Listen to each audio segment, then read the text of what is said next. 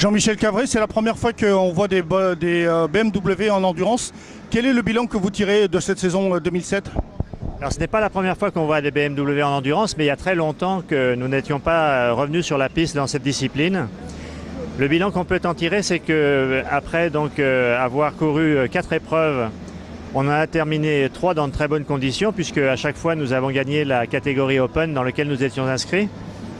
Et comme vous l'avez compris en découvrant ce nouveau produit que nous venons juste de dévoiler au Mondial du 2 roues à Paris, c'est la preuve que c'est la démarche que nous avons suivie, c'est-à-dire que nous avons voulu mettre sur la piste une moto pour tester les qualités de la moto qu'on va pouvoir offrir sur le marché au printemps prochain. Donc c'est une moto qui fait 133 chevaux, celle que l'on vient de montrer. La moto de compétition devait faire à peine 140 chevaux.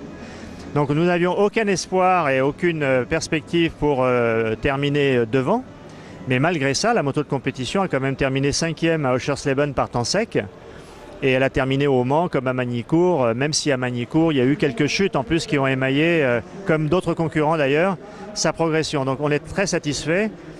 Et donc la nouvelle moto que l'on vient de découvrir, l'HP2 Sport, va permettre de crédibiliser encore la démarche de BMW dans le domaine du sport et dans le domaine HP, donc haute performance. 2007 et les résultats que nous avons obtenus nous encouragent à persévérer et à revenir en 2008 avant donc de passer à autre chose, puisque donc l'annonce a été faite, BMW viendra en Superbike à partir de 2009.